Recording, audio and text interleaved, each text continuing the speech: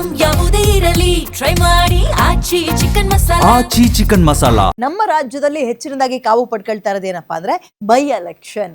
ಬಾಗಲಕೋಟೆ ಕಡೆ ಹೋಗೋದಾದ್ರೆ ಬಾಗಲಕೋಟೆ ಬೈ ಎಲೆಕ್ಷನ್ಗೆ ವಾರ್ನ ಬಿಸಿ ತಟ್ತಾ ಇದೆ. ಈಗ ನಾಳೆ ಅಂದ್ರೆ ಈಗ ಅಪ್ಡೇಟ್ ನೋಡ್ತಾ ಹೋಗೋಣ ಹೆಂಗ್ ನಡೀತಾ ಇದೆ ಪ್ರಚಾರಗಳು ಅಂತ. ಆದ್ರೆ ಚುನಾವಣಾ ಸಿಬ್ಬಂದಿ ಇದಾರಲ್ಲ ಅಲ್ಲಿ, ಪಾಪ ಅವ್ರಿಗೆ ಊಟಕ್ಕೆ ಗ್ಯಾಸ್ ಟ್ರಬಲ್ ಆಗ್ಬಿಟ್ಟಿದೆ. ಸಿಬ್ಬಂದಿಗೆ ಆಹಾರ ಬೇಯಿಸೋಕ್ಕೂ ಕೂಡ ಸಿಲಿಂಡರ್ ಸಿಗ್ತಾ ಇಲ್ಲ. ಗ್ಯಾಸ್ ಸಿಲಿಂಡರ್ ಒದಗಿಸೋಕೆ ಜಿಲ್ಲಾಡಳಿತ ಫೇಲ್ಯೂರ್ ಆಗಿದೆ. ಸೌದೆ ಒಲೆಯಲ್ಲಿ ಅಡುಗೆ ತಯಾರಿಸ್ತಾ ಇದ್ದಾರೆ ಸಿಬ್ಬಂದಿ. ಹಬ್ಬ ಬಂದ್ರೆ ಎಷ್ಟು ಜನ ಇರ್ತಾರೆ ಚುನಾವಣಾ ಸಿಬ್ಬಂದಿಗಳು, ಅವ್ರಿಗೂ ಒಂದು ಅಡುಗೆ ವ್ಯವಸ್ಥೆ ಮಾಡೋಕ್ಕಾಗ್ತಾ ಇಲ್ಲ, ಸಿಲಿಂಡರ್ ವ್ಯವಸ್ಥೆ ಮಾಡೋಕ್ಕಾಗ್ತಾ ಇಲ್ಲ ಅಂದ್ರೆ. ಅಂಡ್ ಇದೆಲ್ಲವೂ ಕೂಡ ಮುಂಚೆ ಬೈ ಎಲೆಕ್ಷನ್ ಅನೌನ್ಸ್ ಆಗಿ ಎಷ್ಟು ದಿನ ಆಯಿತು, ಕೆಲಸ ಕಾರ್ಯಗಳು ಯಾವಾಗಿಂದ ಆರಂಭ ಆಗಿತ್ತು, ಎಲೆಕ್ಷನ್ ನಡೆಯುತ್ತೆ ಅಂತ ಗೊತ್ತಿದ್ರು ನೀವು ಪ್ರಿಕಾಕ್ಷನ್ ತಗೊಂಡಿಲ್ಲ ಅಂತ ಹೇಳಿದ್ರೆ, ಮುನ್ನೆಚ್ಚರಿಕಾ ಕ್ರಮವನ್ನು ತಗೊಂಡಿಲ್ಲ ಅಂದ್ರೆ ಜಿಲ್ಲಾಡಳಿತದ ಫೇಲ್ಯೂರ್ ಅದು.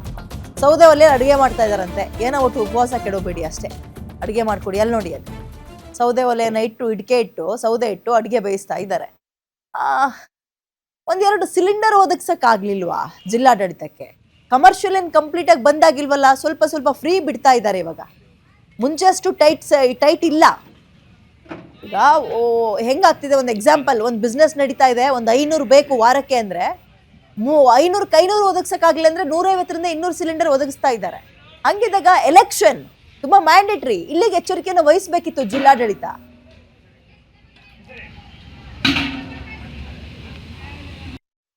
ಮತ್ತು ಇಸ್ರೇಲ್ ನಡುವಿನ ಯುದ್ಧದ ಬಿಸಿ ಇದೀಗ ಬಾಗಲಕೋಟೆ ಬೈ ಎಲೆಕ್ಷನ್ಗೂ ತಟ್ಟಿರುವಂತದ್ದು. ಯಾಕಂದ್ರೆ ಇವತ್ತು ನಾಳೆ ನಡೆಯಲಿರುವಂತಹ ಮತದಾನ ಪ್ರಕ್ರಿಯೆಗೆ ಇವತ್ತು ಮಸ್ಟರಿಂಗ್ ಕಾರ್ಯ ನಡೀತಿರುವಂತದ್ದು.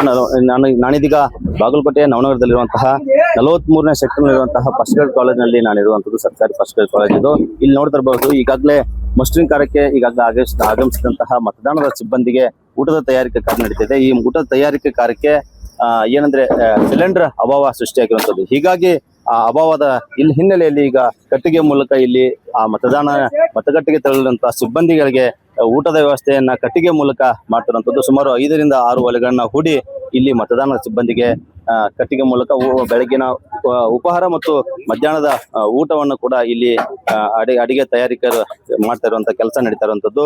ಸುಮಾರು ಮತದಾನಕ್ಕಾಗಿ ಈಗಾಗಲೇ 1500ಕ್ಕೂ ಹೆಚ್ಚು ಮತಗಟ್ಟೆಗಳು ತೆರಳುವಂತಹ ಸಿಬ್ಬಂದಿ ಇಲ್ಲಿ ನಿಯೋಜನೆಗೊಂಡಿದ್ದಾರೆ.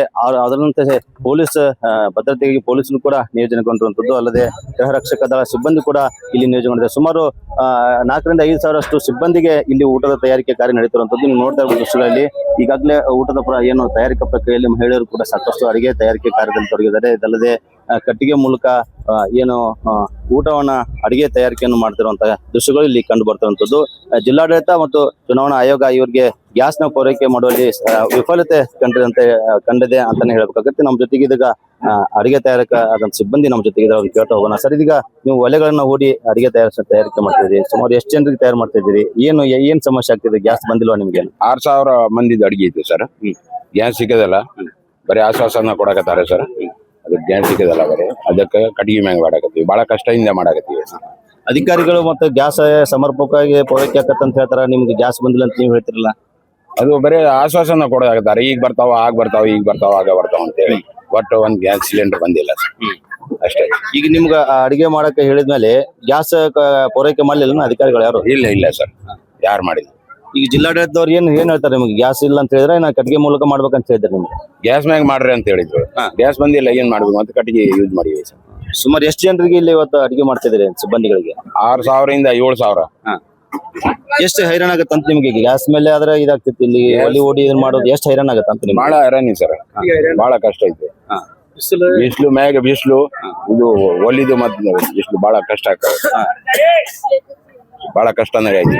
ಏನ್ ಹೇಳ್ತೀರಿ? ಈ ಸರ್ಕಾರ ಅಥವಾ ಮತ್ತೆ ಈ ನಿಮ್ಗೆ ಜಿಲ್ಲಾಡಳಿತ ನಿಮ್ಗ ಅಡಿಗೆ ಟೆಂಡರ್ ಕೊಟ್ಟೈತಿ, ಟೆಂಡರ್ ಕೊಟ್ಟು ಗ್ಯಾಸ್ ಪೂರೈಕೆನ ಮಾಡಿಲ್ಲ ಅಂದ್ರೆ ಅವ್ರಿಗೆ ಏನ್ ಹೇಳ್ತೀರ ಅಂತ ನೀವು? ಏನ್ ಹೇಳೋದು ಸರ್? ಈಗ ಬರೀ ಆಶ್ವಾಸನ ಕೊಡಕತ್ತಾರೆ ಅಷ್ಟೇ. ಕೊಡ್ತೀವಿ, ಈಗ ಕೊಡ್ತೀವಿ, ಅವು ಕೊಡ್ತೀವಿ. ಈಗ ಟೈಮ್ ಸರಿಗೆ ಮಾಡಿಲ್ಲ ಅಂದ್ರೆ ಮತ್ತೆ ಮಂದಿ ಏನಂತಾರ ನಮ್ಗೆ.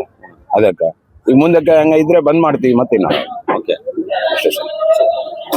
ಇದಿಷ್ಟು ಅಡಿಗೆ ತಯಾರಿಸುವಂತ ಸಿಬ್ಬಂದಿ ಹೇಳ್ತಿರುವಂತ ಮತ್ತು ಅಧಿಕಾರಿಗಳು ಕೇವಲ ಆಶ್ವಾಸನೆ ಕೊಡ್ತಾ ಇದ್ದಾರೆ. ಬ್ಲಾಕ್ ನಲ್ಲಿ ನಾವು ತಂದು ಗ್ಯಾಸ್ನ ಪಡೆದು ಇಲ್ಲಿ ಅಡಿಗೆ ಮಾಡುವಂತ ಕೆಲಸ ಆಗತ್ತೆ. ಆದ್ರೆ ಅಧಿಕಾರಿಗಳು ನಮ್ಗೆ ತಿಳಿಸಿದಂತೆ ಈವರೆಗೂ ಕೂಡ ನಮ್ಗೆ ಗ್ಯಾಸ್ ಪೂರೈಕೆಗಿಲ್ಲ. ಗ್ಯಾಸ್ ಮೂಲಕ ಅಡಿಗೆ ಮಾಡುವಂತ ತಿಳಿಸಿದ್ರು, ಆದ್ರೆ ಗ್ಯಾಸ್ ಸಿಗದೆ ಇದ್ದಕ್ಕೆ ನಾವು ಕಟ್ಟಿಗೆ ಮೂಲಕ ಅಡಿಗೆನ ಮತದಾನದ ಸಿಬ್ಬಂದಿಗೆ ಅಡಿಗೆ ಮಾಡುವಂತ ಕೆಲಸಕ್ಕೆ ಮುಂದಾಗಿದ್ದೇವೆ ಅನ್ನೋ ಮತಗಳನ್ನ ಇಲ್ಲಿನ ಅಡಿಗೆ ತಯಾರಿಕಾ ಸಿಬ್ಬಂದಿ ಹೇಳ್ತಿರುವಂತದ್ದು. Ashok, Guarantee News, Bagalkot.